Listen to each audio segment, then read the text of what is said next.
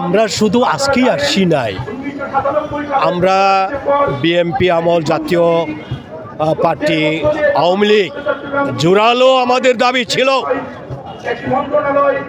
আমাদের গারদের সাংবিধানিক স্বীকৃতি দিতে হবে।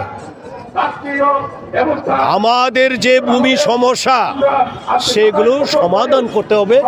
আমরাও বলেছিলাম আমাদেরকে আরো নিগোষ্ঠীদের, আদিবাসী থেকে, উপজাতি থেকে নিগোষ্ঠীতে পরিণত করেছে। ওই তো জানি না ওরা কোন ইউনিভার্সিটিতে পড়াশোনা করেছে, জানি না। আমাদের ছেলেরা তো ইউনিভার্সিটি পাস করেছে, এখনো পড়াশোনা করে, কিন্তু এইরকম ওদের মতো উপর থেকে নিচে নামাই নাই। জানি না ওদেরকে। আমাদের ছেলেরাও ইউনিভার্সিটি পাস করে এখনো পড়াশোনা করছে, কিন্তু তাদের যে দাবি দেওয়া, এখনো আমার যে ছেলে দুইজনই মাস্টার্স পড়াশোনা করছে।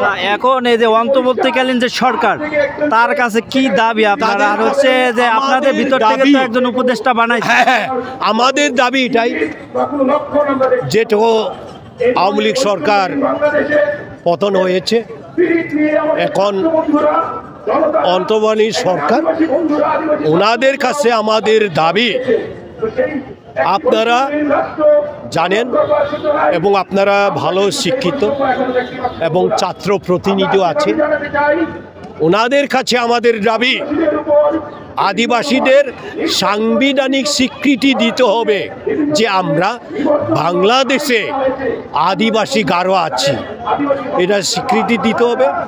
তারপরে আমাদের যে ভূমি সমস্যা এগুলো সমাধান করতে হবে, নিরাপত্তা নিশ্চিত করতে হবে। হ্যাঁ, অবশ্যই, কিন্তু বঞ্চিত এটাই আপনারা জানেন, আমাদের আদিবাসীরাও উচ্চ লেভেলের কর্মকর্তা আছে, সরকারি হোক বেসরকারি হোক। হ্যাঁ, ওই যে চাকমাদেরকে দেওয়া হয়েছে, আমরা আমাদের গারোদেরকেও বলছিলাম যেন একজন দেওয়া হয়। জানি না দিবে না মনে হয়, এটা বৈষম্য, জানি না এখন বৈষম্য দূর করছে এটা বলে, কিন্তু মনে হয় না, এই সরকারও মনে হয় না আর কি, আমাদেরকে এখনো মানে নিচেই রাখার জন্য চেষ্টা করে। এই জন্য আমরা আজকে এখানে আসছি। আপনারা জানেন আমি ইন্ডিয়া বাংলাদেশ কালচার শো করি, আমি আমাদের আদিবাসী গারোদের, আমাকে এখন চিনে না বা শুনে না এরকম আছে, যত এই যে এখন উপদেষ্টা ওরাও চিনে আমাকে। আমরা জোর দাবি করছি আমাদের গারোদেরকে আর আদিবাসীদেরকে সাংবিধানিক স্বীকৃতি যেন দেওয়া হয়। সাংবিধানিক স্বীকৃতির আপনারা কি চাচ্ছেন? সাংবিধানিক স্বীকৃতি হলো আমরা যে গারো, আমরা যে আদিবাসী, আগে থেকে আমরা বাংলাদেশে আছি, তারপর হলো আপনার আমাদের যত কৃষ্টি কালচার এগুলো আমরা যেন সুন্দরভাবে পালন করতে পারি। আমরা যে পড়াশোনা আমাদের ছেলেমেয়েরা করে, তারাও যেন বিশ্ববিদ্যালয়, আমরা ওই কলেজ এটা বলি না, বিশ্ববিদ্যালয় এখন বলি, ওই থেকে যেন আমাদেরকে কিছু মানে কোটা যদি দেওয়া হয়, সেটা হইলো বেটার আর কি, এটা বলি আর কি। আমার নাম জনসন উমরি, আমি গারোডের আর কি, গারোডের আমি ঢাকা শহরের লিডার, আর কালচারাল বাংলাদেশের বলেন, ইন্ডিয়াও বলেন, আমি কালচারাল শো করে থাকি আর কি। আমার গ্রামের টাঙ্গাইল, মধুপুর, চুনিয়া।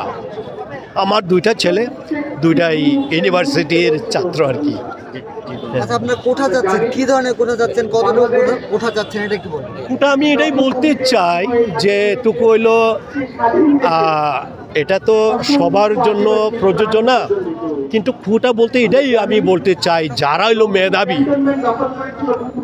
যারা মেধাবী, আপনিও মেধাবী আমিও মেধাবী, কিন্তু আপনার যোগ্যতা অনুসারে যদি তাদেরকে দেওয়া হয় সেটা হইলো সবচেয়ে ভালো মনে করি, সবাইকে না, আমি যেটা বলে, বুঝছেন।